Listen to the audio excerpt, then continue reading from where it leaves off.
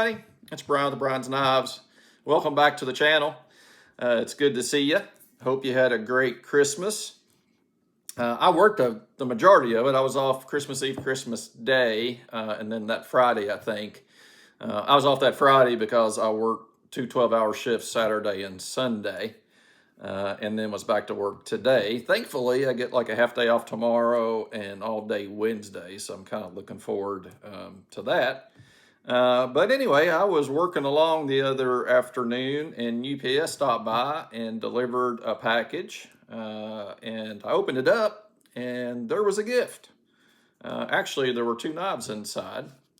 And these, or those, came from Bubba, or Brian, also spelled the right way, Bryan, over at Bubba's EDC. And you guys know Bubba. He's a great guy, a huge part of the knife community.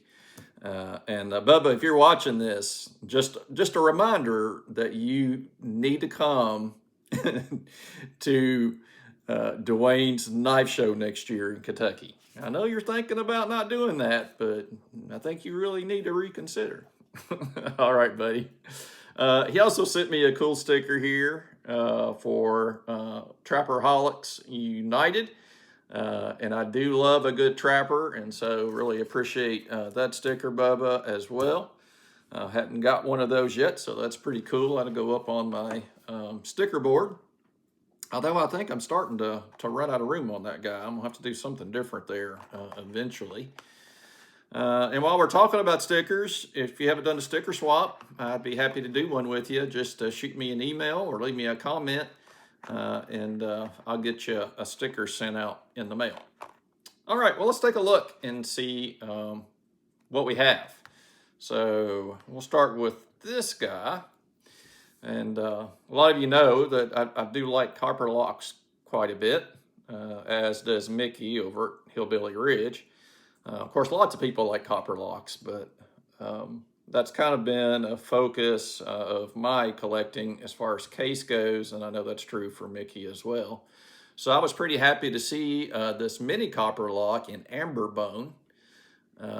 Really cool, really nice example of a case knife, and especially this mini Copperlock. Kind of open it up there. And I was noticing, you know, these are about the same length and overall size as like a mini trapper. So if you like a mini trapper, you're going to like most likely a mini Copperlock. So this one, you know, I'm sure it's been sharpened some, it's been carried some, but I mean, it's not hurt. There's lots of life left in this knife. It got me to thinking today as I was looking at this, and I thought, I wonder how many Amber Bone knives I actually have. And I actually did a short. If you haven't seen that, go check my channel out. I put that out today and showed off all the different Amber Bone knives that I currently have. One of the first knives I bought when I started kind of collecting case knives was a 75 pattern Stockman in the Amber Bone. And since then, you know, I've been given some knives that were in Amber Bone. I've bought some knives that were in Amber Bone. So I know I have a full-size trapper, a mini trapper, a full-size Copperlock that I got on a trade. This mini Copperlock, the first Sodbush Jr. I bought was an Amber Bone. So I've got that guy. And I think I'm leaving one out that it's not coming to mind right now. But check the video out. They're all in there.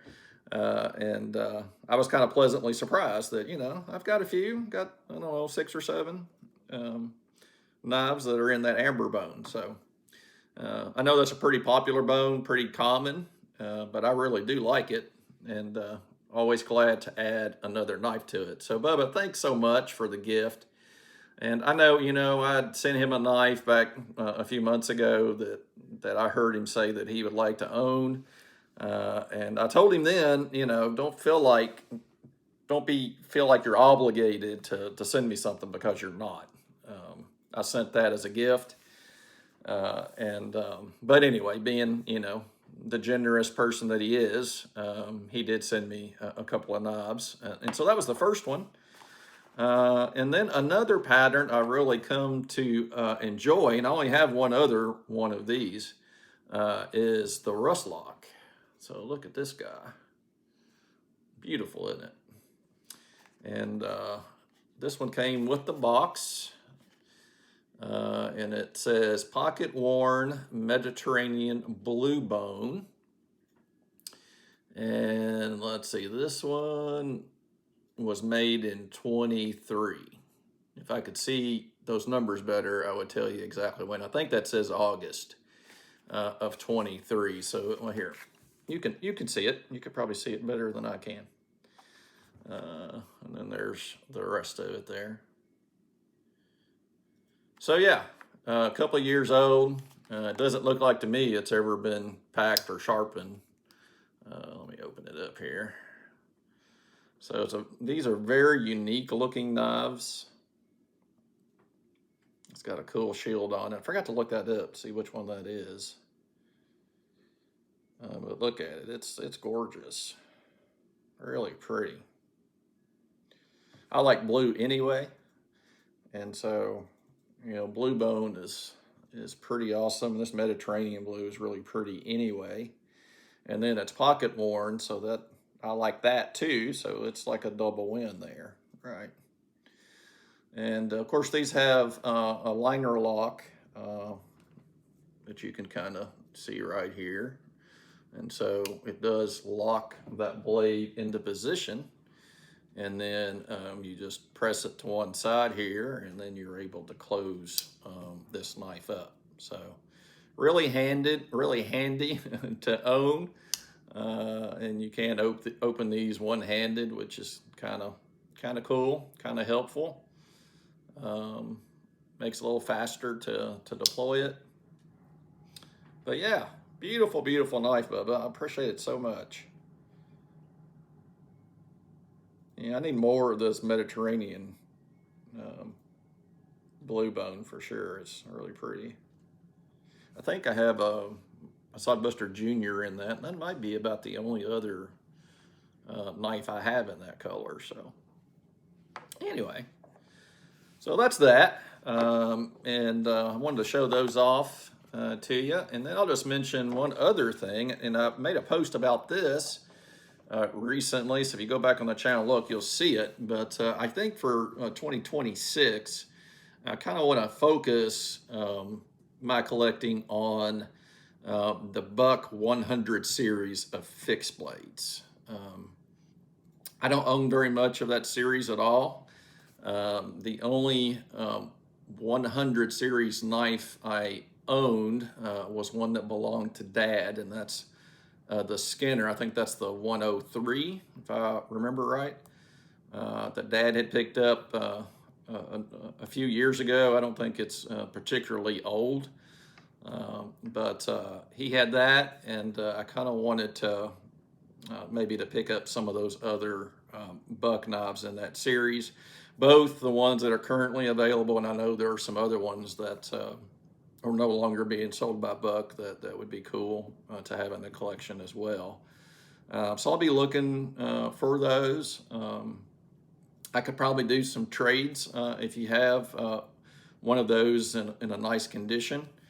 But I did pick up one, and I'll probably do a separate video on this. I'll give you a quick look though. I did pick up a 102, and it's a great little knife. It's sized. It's not too large, perfect, you know, squirrel knife, rabbit knife. But, you know, it would be also a great EDC knife if you like a fixed blade. It doesn't weigh very much at all. It's got that good stainless that Buck heat treats. So you get a pretty good steel that's easy to sharpen and easy to maintain. And so there's just not much not to like in this buck series. And so I've been learning some things about the history of some of these knives.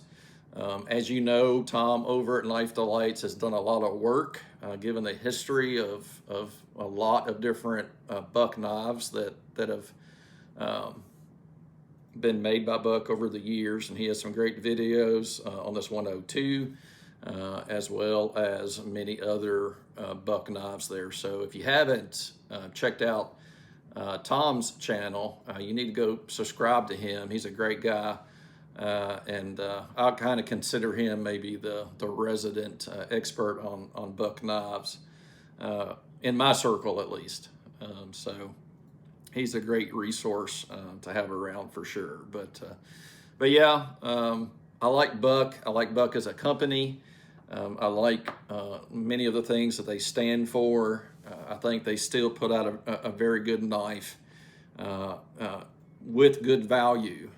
Most of their knives are not super expensive, and they haven't forgotten their heritage, but they also continue to innovate.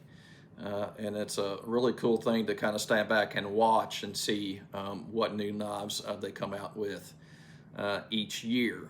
And so I'm happy to add some buck knives to my collection over the year. And hopefully you'll be glad to take that little journey with me as we pick some of these up. So anyway, well, I won't keep you guys. Just wanted to jump on. I finally got off work and wanted to make this video. Thanks again, Bubba, so much. And I hope you guys are having a great week so far. It got cold in Kentucky. I think today, I don't know, the high's in the 20s, I think. It had been up near 70. And then just like that big front moved down from Canada, and here we are. And we even had an earthquake yesterday, not very far from here, down in a little town called Paint Lick near the Kentucky River. I heard that they had like a 3.1 magnitude earthquake. So I didn't feel anything here at home.